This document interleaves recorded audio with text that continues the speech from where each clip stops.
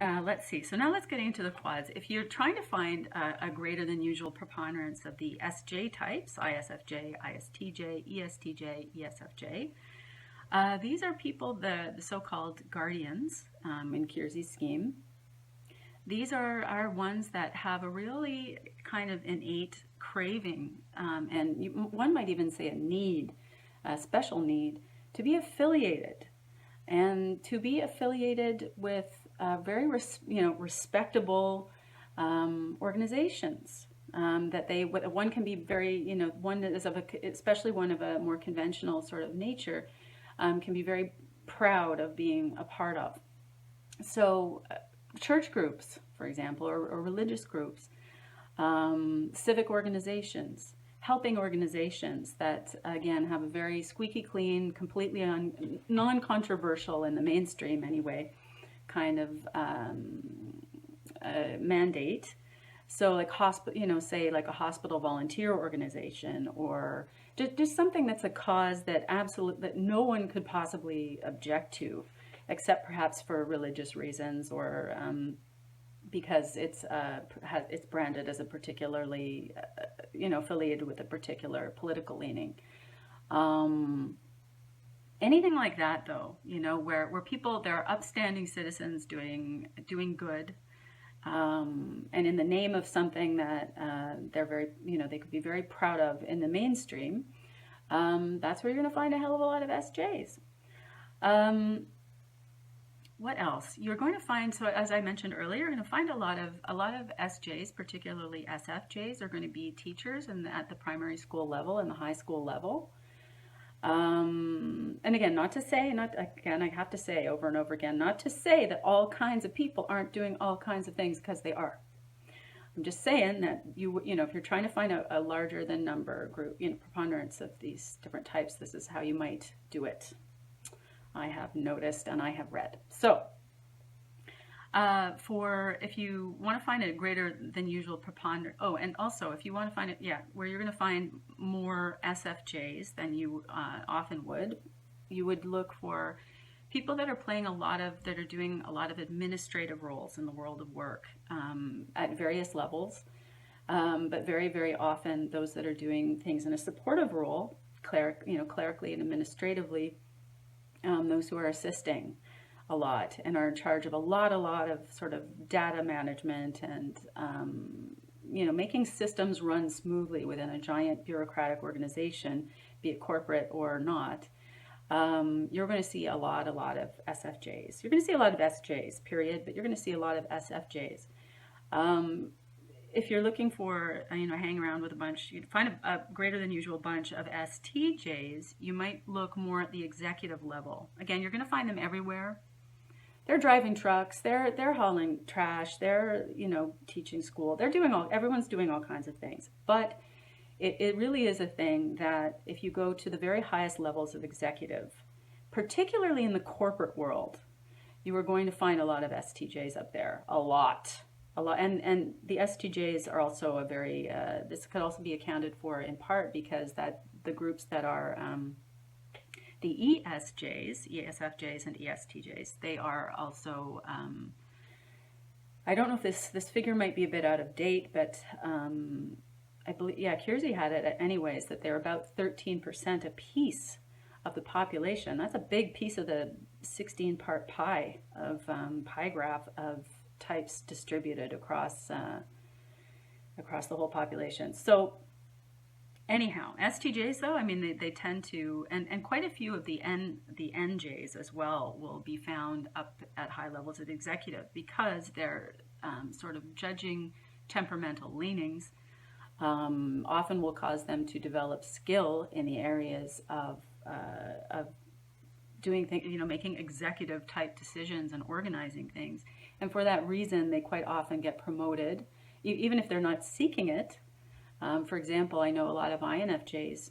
It's not that a lot of INFJs, for their very small raw numbers, show up in executive areas, and that goes to, NTJs as well. Just say NJs. INJs, okay, and in ENJs too.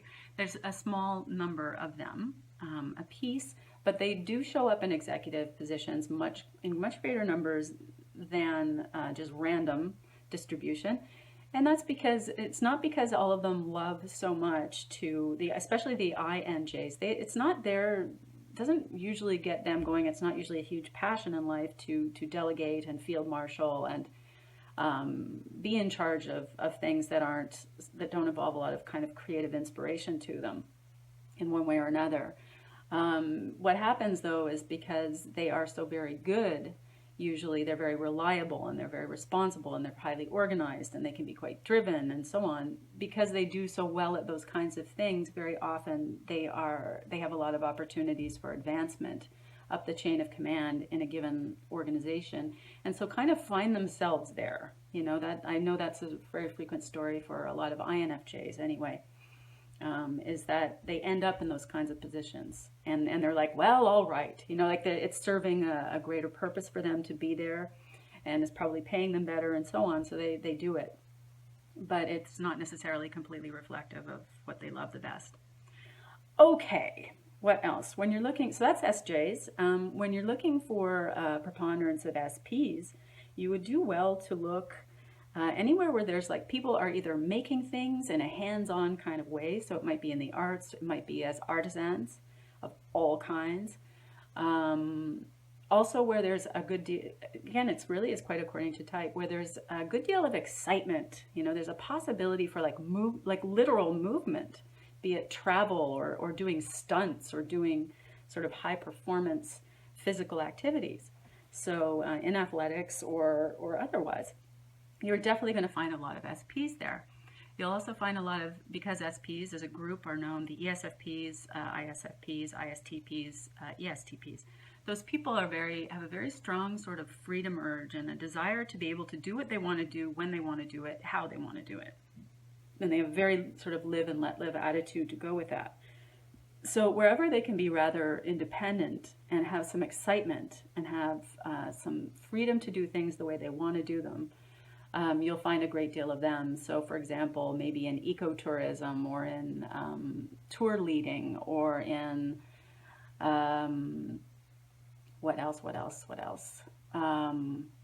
As maybe as paramedics, places where there's like people who are working in restaurants, who are cooking, for example. People where there's a lot of, because of the way the career is set up and performed within its respective organizations, there's a good latitude in terms of maybe scheduling flexibility, or maybe there are periods of work where, being like a fireman, where you work your ass off for a certain period of time, and then you have a period of rest where you can sort of be up to other things. That has a great appeal to SPs, of course, as well as other people, of course. But we're saying, where can you find a lot of SPs? That's where you can find a lot of SPs for sure. As for the NFs, again, I was not joking when I said, we're looking at nonprofits. NFs are going to show up a lot because they're the so-called idealists for a reason. NFs are going to show up in greater than usual numbers in organizations where there's an idealistic pursuit involved in what's going on, and also within the arts, and also within the humanities, at the university level. The useless things, the things that involve a lot of abstract thinking and sort of big picture questions and preoccupations and concerns. That's where a lot of NFs are going to be attracted, as well as the NTs too. I'll get into them in a minute. NFs show up very disproportionately in the arts and also as, quote, creatives in the corporate world.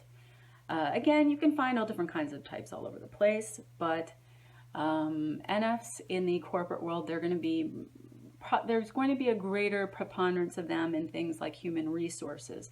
Anything that involves kind of caring a great deal about humanistic concerns, being really good with people, being good at relating to people, wanting to help people. Again, not that the other types don't want to help people, they do, but they have, there tends to be some different emphases in terms of how they want to help other people. NFs will probably want to do it. Like, for example, A lot of SJs would like to, or would go into, say, nursing or becoming doctors. They want to do like a concrete oriented way of helping that way. Sorry, NFs might want to help by working, they might want to work more often at a nonprofit org, say like Amnesty International. That's really, stereotypical kind of thing to invoke, but I'm sorry, it's true. Or Doctors Without Borders, or stuff like that. What else about NFs? NFs also will show up more frequently in the clergy, in counseling, and in the arts and in teaching, particularly at the post-secondary level, at the college or university level. And basically, the higher up you go, and I know this from humanities, I have lots of humanities academics friends. The higher up you go in the humanities, if you go on to graduate degrees and then post-grad, the higher up you go in that, the greater and greater will be the density of N's. You're going to see way more intuitives up there. Not that you won't see S's, yes you will, but you're going to see more. You're going to find that N's are the majority, or at least half, whereas they're not nearly that proportion in the general population. All right, NTs. NTs, you're going to find a whole lot of NTs wherever someone's getting paid or someone's getting rewarded somehow, either being rewarded in the sense of being able to find others who have a lot in common with them on the intellectual level, or rewarded remuneratively, where coming up with novel solutions to conceptual problems is valued. So, like we joke around about NTs being rocket scientists. Well, yeah, astrophysics departments, again, not that there aren't any Fs in there. Yes, there are, but where you're going to find a really unusually high number of NTs is in, say, higher math, in the sciences, in, I just lost my train of thought first, in law. Also in medicine to a certain extent, although you're going to find just as many STs in there, but people again who have have a facility for logic.